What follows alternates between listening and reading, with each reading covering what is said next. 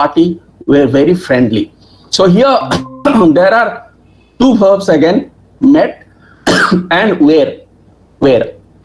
But we know that where is the main verb, because if you make a yes no question, the question will be where the people we met at the party very friendly. So when you make a question, the main verb either moves if it is an auxiliary verb, or if it is a be verb or something, or you have a do or did. So you know that this is the main verb. And what is the subject in this case? The subject is not just the people. The subject is the people we met at the party. The whole thing is the subject. So accordingly, you say that the subject, the NP, is the people we met at the party, right? And then what you do is, I will enlarge it a little. Okay, now the people we met at the party. So the is determiner, right? And people is the noun. And then you have we met at the party. We met at the party, you know, is a clause. When it is a clause, the first thing you have to ask is whether it is an S or S bar. Now, in order to find out whether it is an S or S bar, you have to find out what is the subject of that clause. Now, the subject of that clause is we, okay? So, there is nothing before there is no that or if or whether or any WH phrase before the subject, and therefore it is an S. If instead of this, if we had the people whom we met at the party, the people whom we met at the party, then it will be an S bar, and whom will become. Or if we had the people who we met at the party, you can also say who we met at the party, then also it will be an S bar, and who will be under the comp. But here you notice that there is no whom or who or whom or that or anything like that before the subject. So we say it is an S. Sir, can you please repeat here? So when it is can you please repeat here once again? Okay. When you find a clause within the sentence, you have to first find out the clause can be either S or an S bar. Now, how do you know whether the clause is an S or S bar? In order to do that, you have to find out what is the subject of that clause. For example, this clause, we met at the party, we know the subject is we.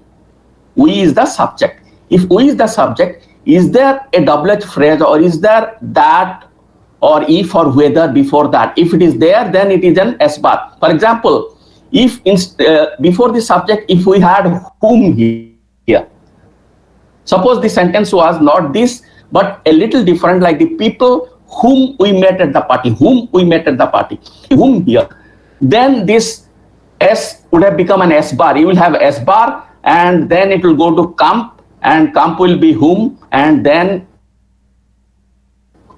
it will go, S bar will go into comp and S. And S, of course, will be like this. But in addition to the S, you will have a comp, and under the comp, you will have whom, and the whole thing will be an S bar. But notice that there is no whom here, there is no who here, there is no that here. So since before that, you call it an S and not an S bar. Is that clear? This will be an S. So if the clause starts with the subject, and there is no that, if or whether, or a WH phrase. As I told you in the last class, WH phrase is like who, whom, what, when. Then you know that it is an S bar. If such a thing is there before the subject, then it is an S bar. If such a thing is not there, then it is an S. And since we do not have who or whom or that or anything like that, then it will be an S. Okay, and this S will be divided into noun phrase and verb phrase.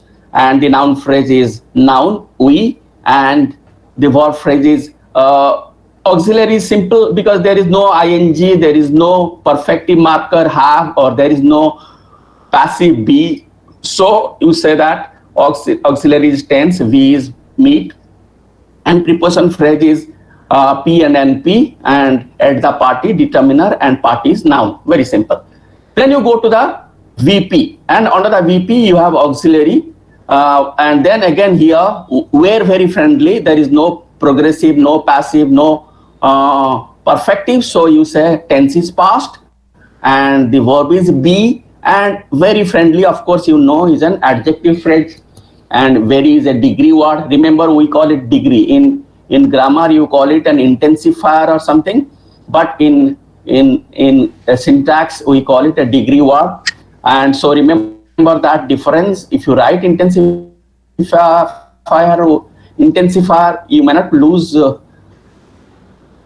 Maybe, I don't know whether you may not lose any marks or something, but then better to write degree, because if you make one more mistake, you might lose half a mark. Okay, so degree is this degree word is very, and we say degree because if you say intensifier, because if you have a rather is not, doesn't really intensify, but even then that will be a degree word.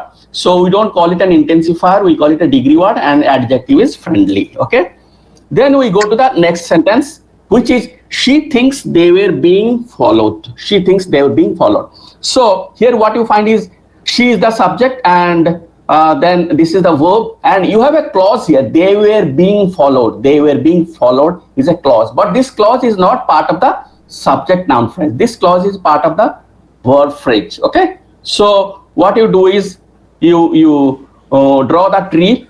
The subject is she, N, and think is present tense, and then they were being followed. They were being followed. So you see that there is this be verb plus this ed, and there is also this be verb. There are two be verbs, and then you have ing.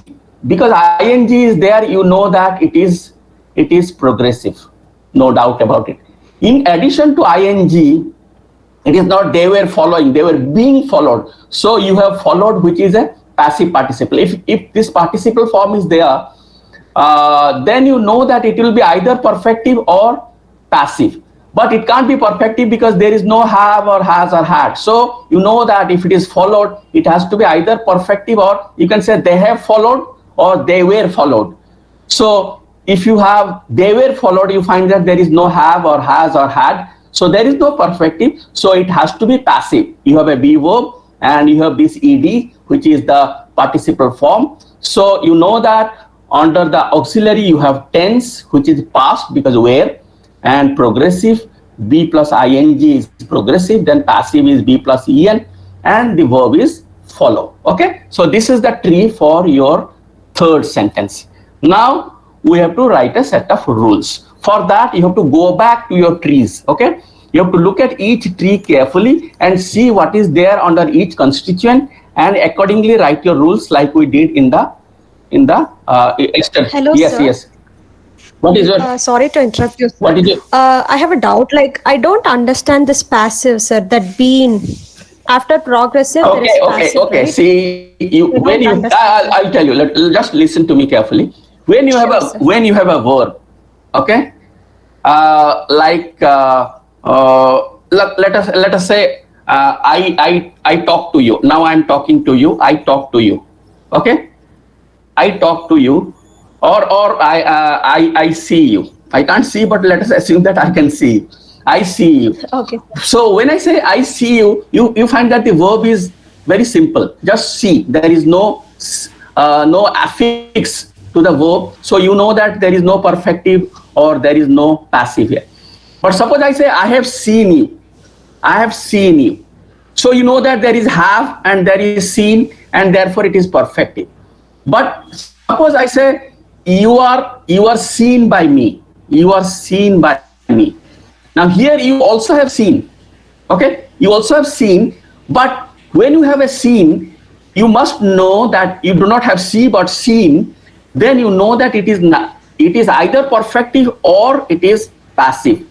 If it is perfective, then you will have. But when I say you are seen by me, then there is no perfective. There is are, but there is no have or has. So you know that it is not perfective. Then it has to be passive, because in a passive verb you also have the same participle form seen. So when you find the verb in the participle form, then you know that it is either perfective or passive.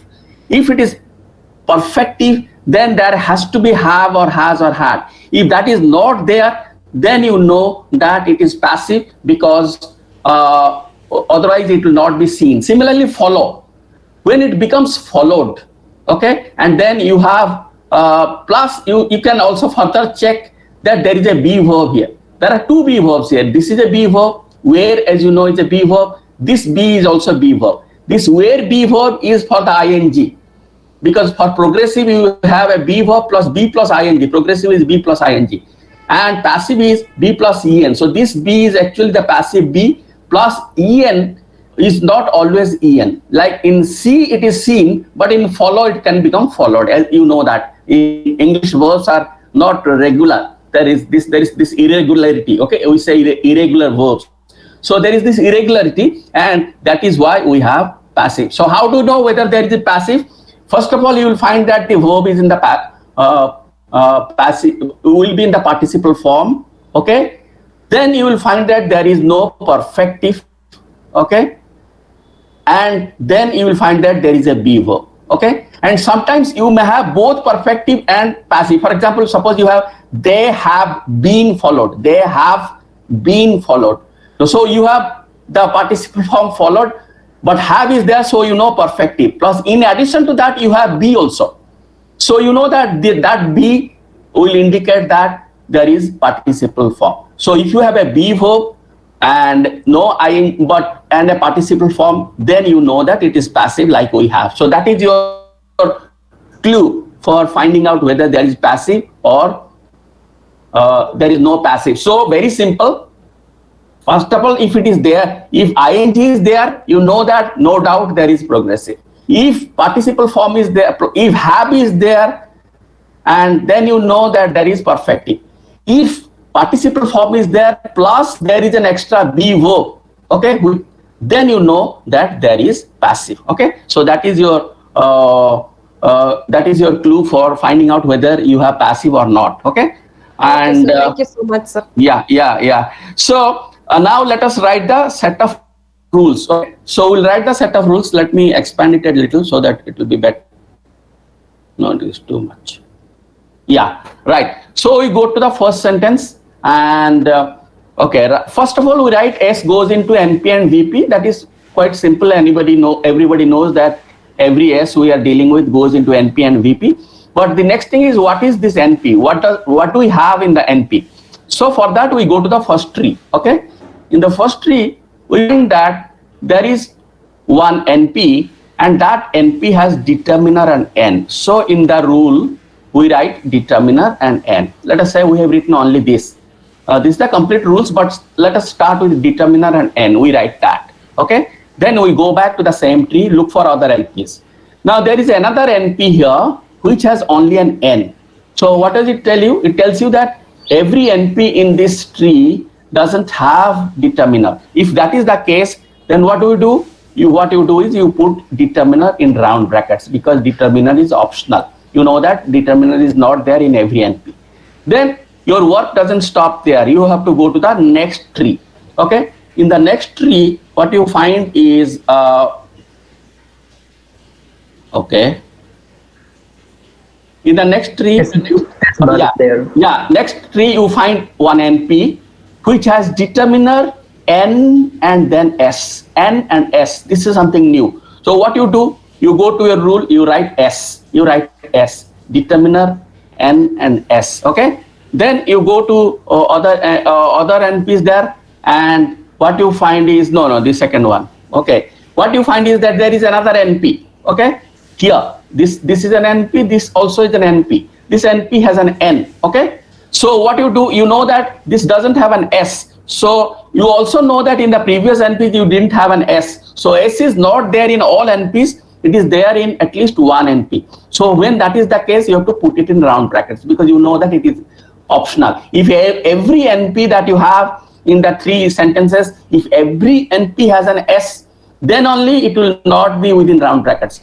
But since only one NP has S, other NPs do not have S, you put it in round brackets. Okay, then you look at other NPs.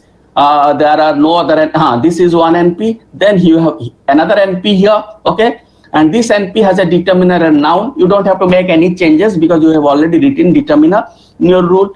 Then you go to the third sentence.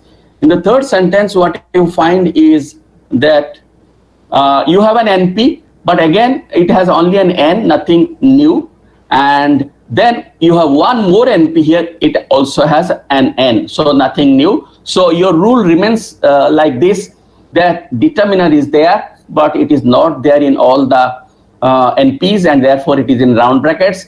N is there, not within round brackets because it is obligatory. It is there in all NPs that you have in the 3 sentences. And S is there because it is there in one of the NPs, but not all the NPs. And therefore, you are putting it in round brackets. So this is how you go about writing the rules. Okay. So you have already expanded NP, and NP is determiner, N and S. Determiner doesn't have to be expanded. S has already been expanded. So you go to the second part. Don't forget to go to the second part. Don't stop here. Go to the VP. So we'll write a rule for the VP now. So how do we write the rule for the VP? Again, the same procedure. You go to the first sentence. Okay. So in the first sentence, what you find is that in the first sentence, you find that your VP, what does the VP have? The VP has aux, V and PP. Aux, V, PP. So what do? You go to your rules and you write aux, V, and then you write PP. You have not put these brackets. You have just written PP. Okay. But then you have to look at the other. So we have written aux, V and PP because that is what we have in the first sentence. Aux, V, PP. Then we go to the second sentence, and what we find here is that we have 2 VPs here. You must not ignore any VP. There are 2 VPs because there are there is one S here, one S here, and this has a VP. So you have aux, V, PP. So aux, V, PP you have already written, so you don't have to make any changes. PP is already there. But then you go to the next VP, which is aux, V, adjective phrase. Okay, adjective phrase. So what do? So you have already written PP, and below that you have adjective phrase. Why below? Why not after this? Because this adjective phrase here doesn't occur after a PP. It occurs instead of a PP. In the here after the V you have a PP. Here instead of PP you have an adjective phrase after the V. So this adjective phrase is an alternative for the PP. There are 2 different things. One is alternative. One is optional, but this is just an alternative for this or this you have. So what do? You write in your rule that PP or adjective phrase. Okay. Then you go to the next sentence. Okay. The next sentence, what do you find here?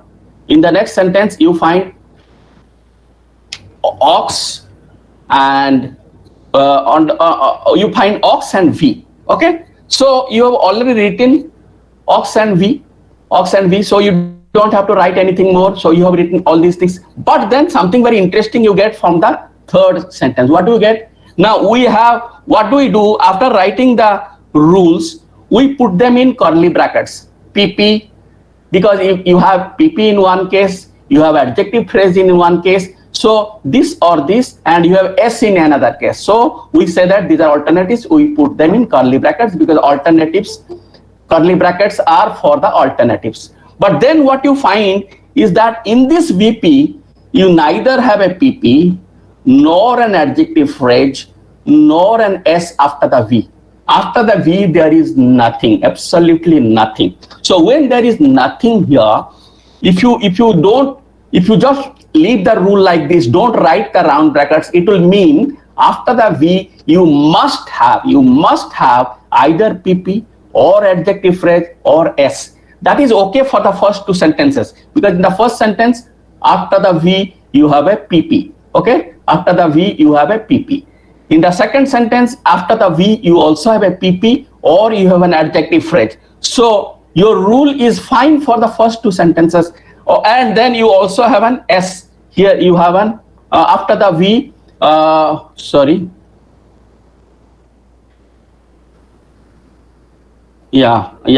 Okay. Now in the third one, yes, after the V, we have an S. So that is also okay for the third sentence. But then you have one more VP where there is nothing after the V. Now, in order to account for that, in order to accommodate that, you put them in round brackets.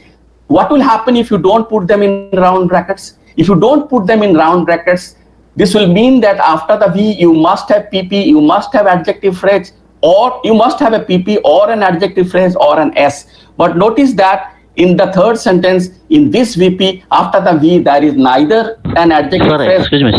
nor an S nor a PP. There is nothing after the V. So in order to account for this VP, you have to put them in round brackets. What is the advantage of putting them in round brackets? By this, you are saying after the V, you can have a PP or an adjective phrase or an S or nothing. By putting them round brackets, you say the whole thing is optional. Okay? Suppose I say you come to my place and I say, when you come to my place, I say that you must have tea or coffee or some biscuits. Okay? Tea, coffee, or let me offer you something else. You can have tea or coffee or juice. Okay? Now, if I say that if you must have tea or coffee or juice, you have to have one of them. But then somebody doesn't want anything, but that will not be allowed. If I say you must have tea, coffee or juice. But if I want to allow you to have nothing, then I have to say you can have tea or coffee or juice or nothing. Now, to make it nothing possible, you have to say the whole thing is optional. That is, having tea or coffee or juice is optional. So you can have tea, let us say this is tea, you can have tea or coffee or juice or nothing. If you don't put the round brackets, it will mean that you have to have one of either tea or coffee or juice. So somebody who doesn't want anything at my place, maybe he's scared of COVID and doesn't want to have anything at my place, so he will be forced to take let me finish. So he will be forced to take one of these, and therefore we put the round brackets to explain, to say that the whole thing is optional. So what is your question now? Yes, sir. I could not understand that PP adjective below that S. From where this S we have taken? Oh my God. Okay. This S comes from here. Look at this sentence, the last sentence. She thinks that they were being followed. Now in the VP you have ox and the V. The V is what? The V is think. After that you have a clause, ox, V, S. What is that clause? They were being followed. I'll minimize it a little so that you can see the whole thing. So you see, she thinks they were being followed. So here you have a clause in the VP. What is that clause? Ox, V and S. That S is they were being followed. So from here we have got the S. When you are writing a rule for the VP, you have to account for everything. See, there are two VPs here. One is after the V you have an an S, and here after the V you have nothing. Please turn off your video. Your audio, mute the audio. Somebody's audio is on. So this is from where we get the S, and that is why we write S here. Is that clear to you? Because if you don't write S, then you will not account for this VP, because this VP has an S after. Yeah. So you have PP, or you have an adjective phrase, or you have an S, or you have nothing, and these round brackets are for nothing. Okay. Now let's go to the next part. Excuse me, sir. Yeah. Sir, can we change the sequence like adverbial phrase at above PP?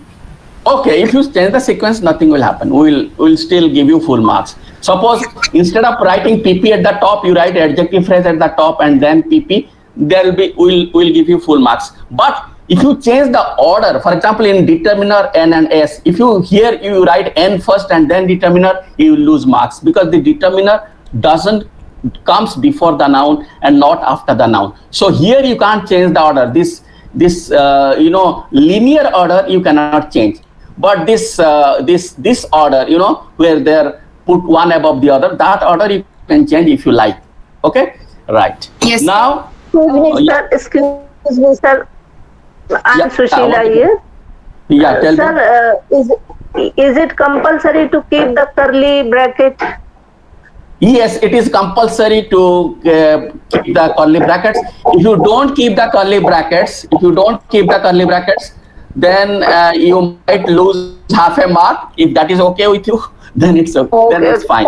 But if you want to get the full marks, you have to write the curly brackets, then you have to write the round brackets. But everything has an implication, so you know why you are writing this. Okay. If we didn't have this VP, if you didn't have this this sentence, then we wouldn't put round brackets, because there is a VP here where there is nothing after the V. If we didn't have this VP, this kind of VP, then we wouldn't put round brackets here, because then everything will be obligatory. Okay. So what's Now, the meaning of curly bracket? What's the meaning? What's of the curly name? bracket? Meaning. the What's name the of curly meaning? brackets, the name of curly brackets is curly brackets, but if you no, want sir. to What call, is the meaning? you can call it alternative brackets or alternative brackets. It is for alternatives. Okay. Sir, that's not my doubt. I actually want to ask whether what's the difference between a curly bracket and a normal bracket in this connotation? Like, See, curly bracket is this or this or this. One of them is possible. But when you have optional brackets, then you say that, like, you have optional brackets, say this or nothing. When you have this or nothing, then you put round brackets. When you have this or this or this, then you put curly brackets. Sometimes nothing is possible. Like, okay, so in order to indicate nothing, this or nothing. Okay. So we put, suppose you come to my place, as I tell you, if I say that you can have tea or coffee, okay, tea or coffee, but you must have one of them. You cannot go back without having tea or coffee. Then it will be curly brackets, okay.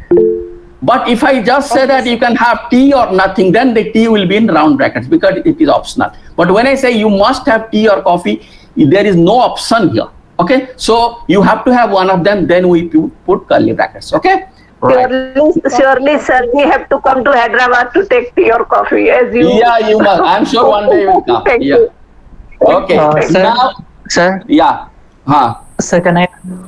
Yeah, so sir, does it mean that in NP, when you have given us role, just above VP, so does it mean Yeah. because they are determiner and then S are in, round brackets, so does it mean that we have to have determiner or S? No, there is, see, determiner and S.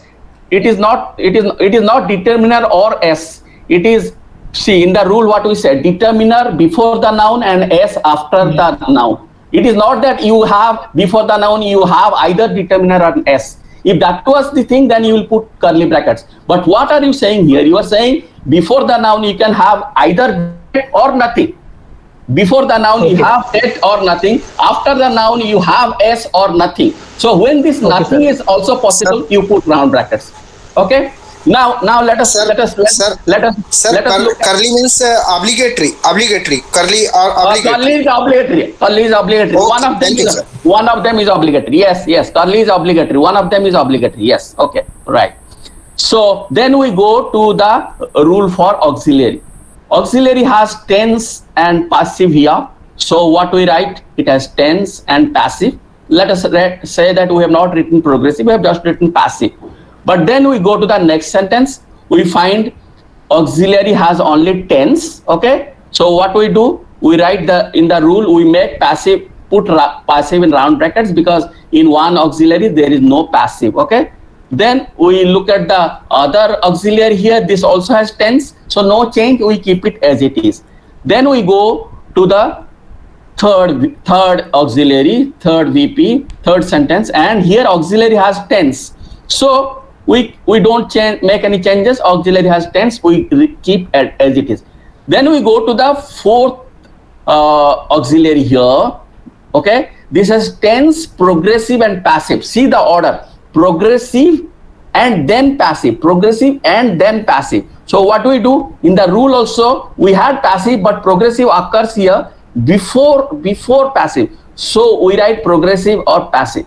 Now you might say, why don't you put progressive and passive in curly brackets? If you put progressive and below that passive and put them in curly brackets, that will mean you can have either progressive or passive. But that is not the case here. You have both progressive and passive. So if you put progressive and passive one below the other and put them in curly brackets, it will be wrong, because you do not have, you have a case where you have progressive plus passive. So in order to account for that, we write progressive here, then we write passive. But then we put them in round brackets. Why again? Because you have passive only in one auxiliary, but you do not have passive in this auxiliary. You do not have passive. You do not have passive. Okay, and therefore we put passive in round brackets. Now, why do we put progressive in round brackets? Because you have progressive only in this one, okay, or you have progressive, you don't have progressive in other auxiliaries, and therefore we put progressive in the round bracket. So what does it mean? Auxiliary in these three VPs, three sentences, auxiliary must have tense, and after tense it may have progressive, it may not have progressive, and after progressive it may have passive, it may not have passive. That means after tense it can have both progressive and then passive, or just progressive or just passive, or nothing, because both are optional, so there can be nothing. So this is what you actually have in the three sentences. Then we go to the PP, and PP in the first sentence is very simple. You have P and NP, so we write P and NP, and then we go to the next one. There is a PP also here. It has P and NP, so you write P and NP. Then we go to the third one, and there is there a PP here? There is no PP here, so we don't change the rule, but we write just P and NP. Now you might ask, why don't you put them in round brackets, any of them? Because there are only two PPs, and every PP has P and NP. Every PP has P and NP, so both are obligatory in all the PPs, and therefore nothing is put in curly brackets or round brackets. Okay, and then you go to the adjective phrase. Okay, now this one doesn't have an adjective phrase, the first sentence, so we don't have to worry. And the second one has an adjective phrase. It has a degree word and adjective, and so in the rule we write degree word and adjective. And then we go to the third one, and in the third one there is no adjective phrase at all, so what do? We write degree and adjective. Now you might say that why is the degree word not in round brackets? Degree word need not be there in all adjective phrases. I can say you are very nice, I can also say you are nice, but that is not what matters. What matters is what kind of adjective phrases in these three sentences do you have in these three sentences. In these three sentences you have only one adjective phrase, and that adjective phrase has a degree word, and there is no other adjective phrase where you have only an adjective. If you had an adjective phrase in one of these sentences which didn't have a degree word, let us say there are two adjective phrases, this adjective phrase and another adjective phrase. This adjective phrase has a degree word, but suppose in the third sentence we had an adjective phrase where there was no degree word, then only you will put degree word in round brackets, because you will say that degree word is not mandatory in these three in the adjective phrases that we have in these three sentences. But since there is only one adjective phrase and that adjective phrase has a degree word, therefore we are not putting it in round brackets. Is that clear to everybody? Yes, sir. Yes. Okay, very Yes, good, sir. very good. Yes, So sir. you know how to write the rules and how Sir. to use them. Yes, sir. Yeah. Sir, So we'll have some more practice. We'll have some more practice when we do the answer the model question. Now let us go to the second part, third question. Okay. Okay. Now next question in your worksheet is on case assignment. Okay.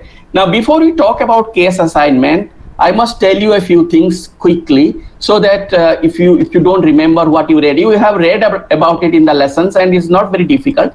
But even then, let me just revise what we have said in the lessons. We say that we are talking about 3-4 types of case here. One is nominative case, one is objective case, and one is genitive case, and another we are talking about. These are 3 types of case we are talking about, and then we say that a subject of a sentence or a clause. Please mute your audio. Somebody's audio is on.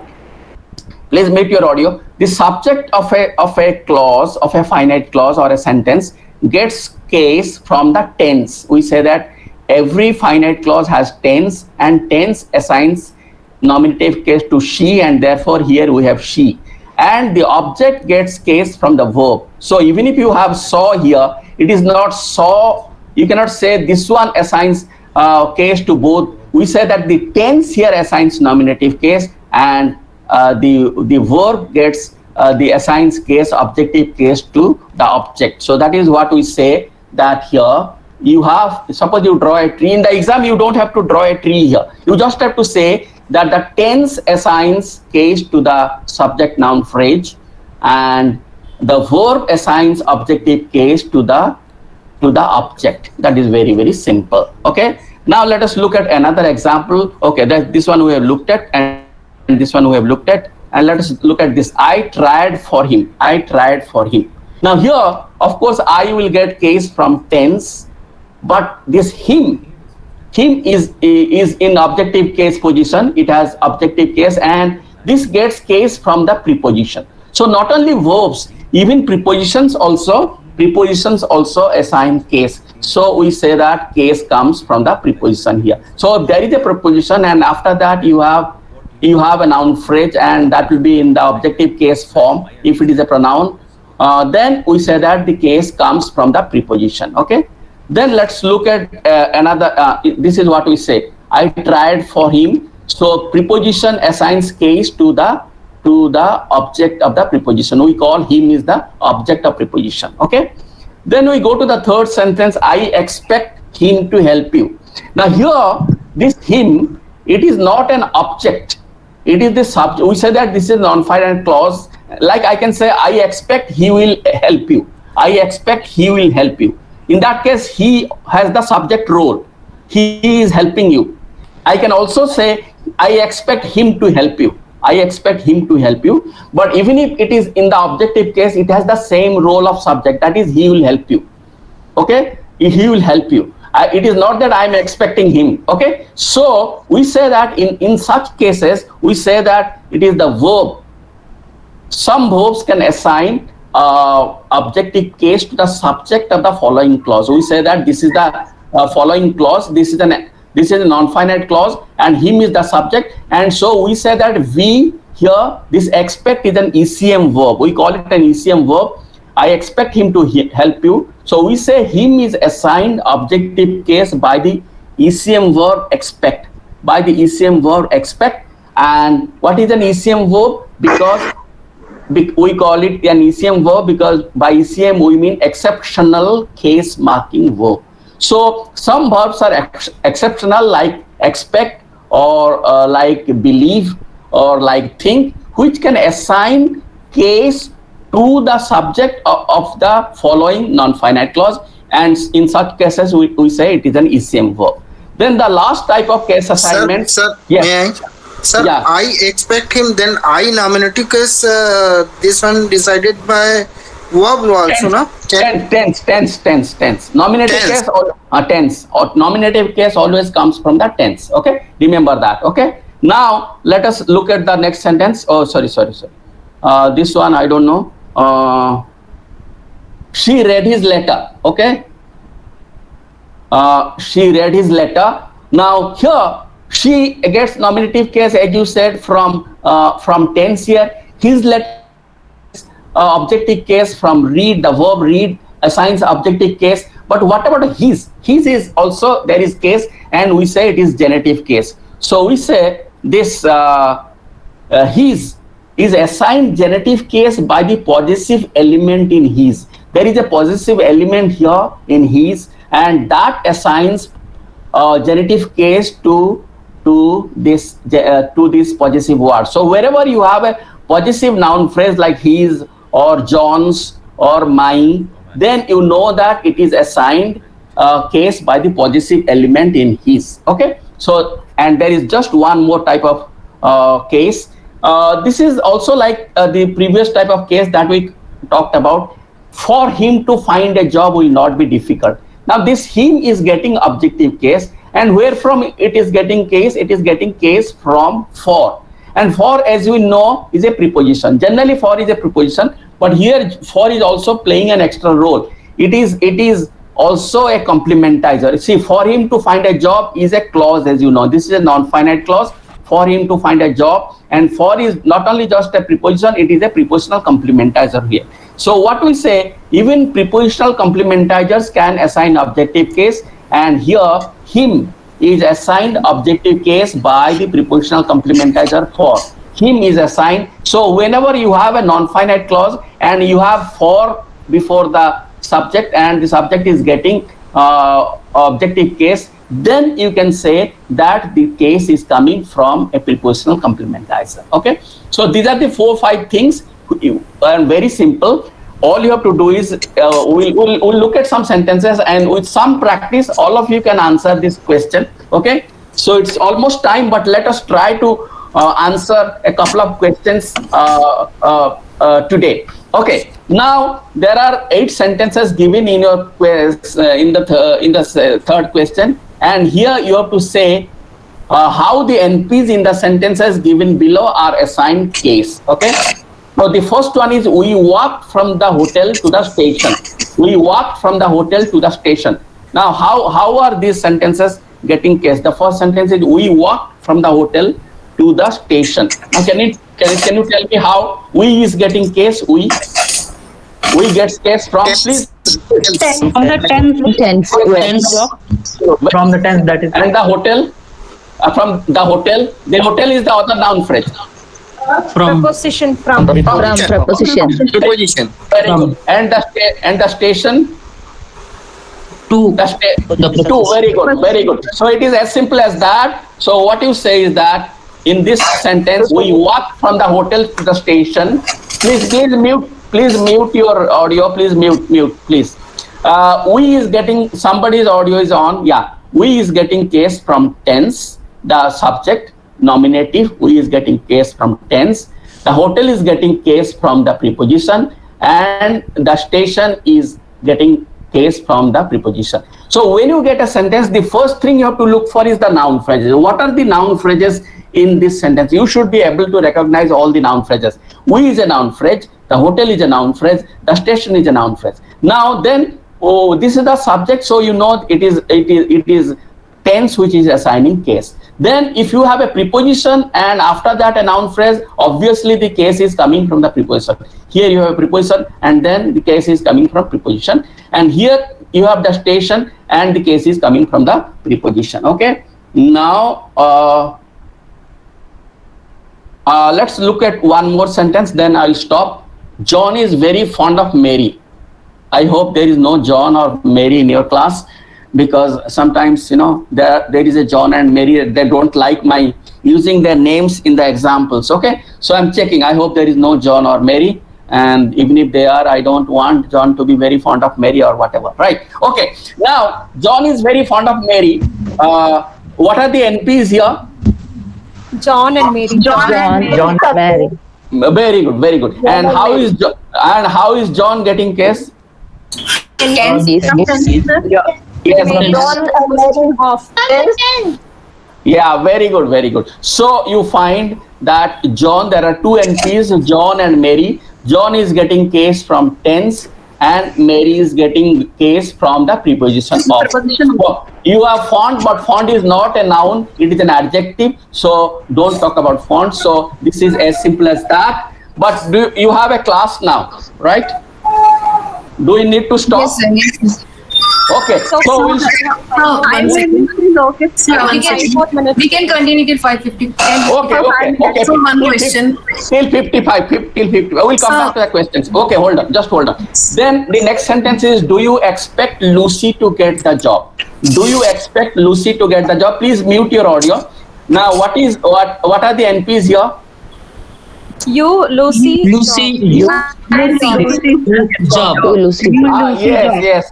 So you is getting case from Expect. tense because this is okay. From tense. From Do, tense. sir. Not do. From tense. Expect.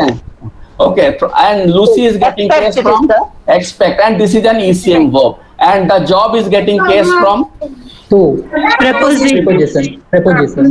preposition, but there is a verb here. Get. Okay. घालतात नाही का बसून गाल खाली बस त्याच्यावर सांगतो मी कशी घालायची Yeah. लांबवून घाल. Please mute your audio. We can hear whatever you are saying, but please mute your audio. Somebody's audio is on and there is a child. I can hear that. Okay, please mute your audio. See, so we say you is getting case from tense, because the subject gets case from tense, and this is the subject of the sentence. So you is getting case from tense, and then Lucy is getting case from the ECM verb expect. As you know, expect is an ECM verb, and here Lucy is the object of the subject of the next clause. Lucy will get the job, Lucy to get the job. I expect Lucy will get the job. So Lucy is the subject of the next sentence, but it is getting case, and therefore we say it is an ECM verb which expects, which assigns case to Lucy, and the job is getting case from the verb. So if there is an object, what do you get? I got the job, I got a book, I got a prize. So every time there is a kind of preposition. It is not preposition, it is a different non-finite marker, but then you don't have before the job, you don't have to, you have get. So you don't say that it is getting case from to, but it is getting case from get. Okay, that is what we say. And then one more sentence, or maybe we'll stop here. Okay, now So somebody. one question. Okay, ask me your Sir, question. can I ask you? So in the second sentence, if the sentence would have been John likes Mary, then Okay, hold on. Let me go to the second sentence. John is very fond of Mary. but instead of this, it would have been John likes John Mary. likes Mary. So what will happen? John will still get case from tense, Yes. and Mary will get case from the verb likes, because there is no preposition here. John likes Mary. So it is not the meaning, it is how the sentence is. So here Mary will get, when you have John likes Mary, Mary will get case from the verb likes. Okay. So when it is ECM, sir, when it is ECM. ECM, okay. ECM, I will give you a clue, very simple clue. If you can't talk about ECM, it's okay, but then it's better to know about ECM. How do you know there is an ECM verb? As I told you, there aren't many ECM verbs. There are very few ECM verbs, and okay, those is for example, expect is one ECM verb, right? And believe also. So when you have a sentence like I expect you to do something, I expect you to do something, then you to do something, you is actually the subject, kind of the role is that of subject, because you will do it. But even then you are getting case from, you is getting case from expect. Similarly, if I say I believe you to be honest, I believe you to be honest, I believe him to be honest, I believe them to be honest. Here him and them, they are getting case from belief. So whenever you find that there is a noun phrase which is next to the verb, but it functions like the subject of the following clause, then you say that it is then you say that like we had this one. Yes.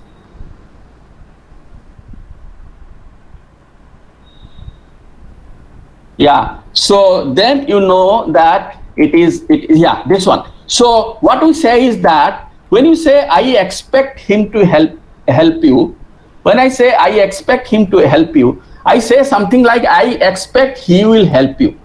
So here he is not the object of expect. When I say I expect him to help you, I am not expecting you. You are not arriving at my place. I am not expecting you. What I expect is he will help you. Okay, and therefore he is the subject, actually the subject of non-finite clause. Okay, I will give you another example. Suppose take a simple sentence like this: I want a book. So a book is, I want a book. A book is the object of want. That is what I want. Okay, or suppose you say, but if you say she wants money, then money is the object of a want. But suppose you say she wants him. It's a very sad thing to say, but I'll say it just to give you an example. She wants him to die. Okay, there was something between the two of them. Maybe at one time she wanted him, but now she wants him to die. A very cruel thing to say. But when you say she wants him to die, obviously she doesn't want him. What does she want? She rather wants him to die. So him to die, him is here not an object of want. It is getting objective case, but not an object of want. So what she wants is he will die. So him is actually kind of semantically it is playing the role of the subject of the following clause. Okay. So sometimes it may have objective case, but it will be playing the role of the subject of the following clause. Similarly, when I say I expect him to help you, there him is not playing the role of the object of expect. It gets objective case, but its role is that of subject. Who will help? He will help. So he is kind of the subject of help. Okay. In such cases, we say that this is an ECM verb. Okay. Because this is different. When I say I expect him, him actually, that is, who do I expect? I expect him. But when I say I expect him to help you, it doesn't mean that I expect him. Or if I say I expect, again a cruel thing, I expect him to die. So you are not expecting him. He is going to arrive, but you are expecting him to die. So him is that is you are expecting he will die, or you are expecting he will help you. And then in such cases, we say that this is an ECM verb assigning objective case to the subject of the following non-finite clause. So these are the ECM verbs like expect, believe, and think. Very few. And then what you find is that the noun phrase that you have is, if you can check the noun phrase that you have after an ECM verb, it will not be really semantically, meaning wise, will not be the object of the verb, but it will be the subject of the following clause. Like I expect he will marry her. I expect he will marry her. So he is the subject of marry. Similarly, I can say I expect him to marry her. So the role of he or him remains the same, even if it becomes him. I expect him to marry her. I expect he will marry her. I expect him to marry her. So who will marry? He will marry in both the cases. And therefore, him, although we have him, is not really understood to be the object of expect. It is getting objective case from expect, but it's semantically, its role is not that of an object, but it is the role is that we are talking, you get to know this from theta roles. It is getting a theta role from help. Okay. And therefore we say this is an ECM verb which assigns objective case to the subject of the non-finite clause. Okay. Sir. I hope. Yeah, Thank I you, think sir. we'll stop. Thank you, sir. Understood. So when you come to the next class, please try to answer all the remaining questions in the worksheet, and please go through the model question paper and try to answer questions in section B. Okay. So please Sure. come and okay. See Thank you you, then. sir. Sir, one question. Good morning, Sir, sir. one Sir, do we question I have a model question separate and a worksheet separate, sir? Yes. Model question separate, worksheet separate. If you don't find them, send me an email. I have given my email ID. Okay. I have given my email ID, and okay. I have given my email ID. You can send me an email if you haven't got either model question paper or, so these are curly brackets. You must have both. You must, no, these are two things. You must have a model question paper. You must have the worksheet. If you haven't got either of them, send me an email. I will arrange. I can't see your email. You can't see the email. Yes, Sir, can you please write again the email ID? Oh my, you go. Okay, I'm writing again. I wrote at the beginning. I'm writing again. I'm writing quickly. I'm writing.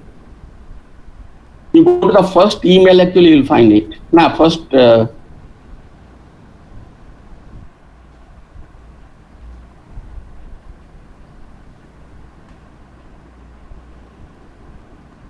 Okay, I have just sent you my email ID. It is tapasray@efluniversity.ac.in. So if you have anything to say, you can send me an email. If you haven't got either the model paper or the worksheet or neither of them, then you can send me an email and I'll arrange to send them to you. Okay. Sir, I have one question. Can I ask quickly? Okay, Ikwe, ask me. Okay, sir, you were explaining ECM. So, sir, if there is a sentence, I observed him playing with the girl. So here, for him, him will take the case from the ECM of observe. Is it? Okay, let's not bother about such things because here you are bringing in going. That's a different kind of thing. Gerunds. No, We are not. I observed him playing with the child. I observed him playing with the child. So Okay. I saw him going to the. You are talking about. I saw him going to the market. I gave you examples of ECM verbs. For example, where what you find is that suppose I said I expect or I believe him to be a liar. okay. I believe him to be a liar. Now, in this case, do you believe him? You don't believe him. You that is, you think that he is a liar. Okay. Now, so him is not the object of belief actually, semantically. Semantically, him is the subject of being a liar. Somebody is a liar, and you believe that it is like saying, I believe he is a liar. Okay. But because that is not a finite clause, it gets objective clause. Instead of him to be, instead of I believe him to be a liar, suppose you have I believe he is a liar, then he is the subject of is a liar and he is getting nominative case from tense. But when you have the sentence I believe him to be a liar, there is no tense there. We say that to doesn't have tense, so it gets objective case. Even if it is gets objective case, if you do not consider him to be the object of belief, because when you say I believe him to be a liar, you do not really believe him. You believe that he is a liar. Okay. In such cases, we say that it is an ECM verb assigning objective case. Remember that. Okay. So okay. Yes, So, yes. Thank you. So one more thing. So yesterday we did the tree diagram, and today also we did the same thing. So sir, what is the difference between both? Why two questions? Why two questions? Just to give you more practice, nothing else. Okay. But the question it would be yes. Yeah. Okay. Yeah. Question is the same. Okay. No. Yeah. So just to give you more practice.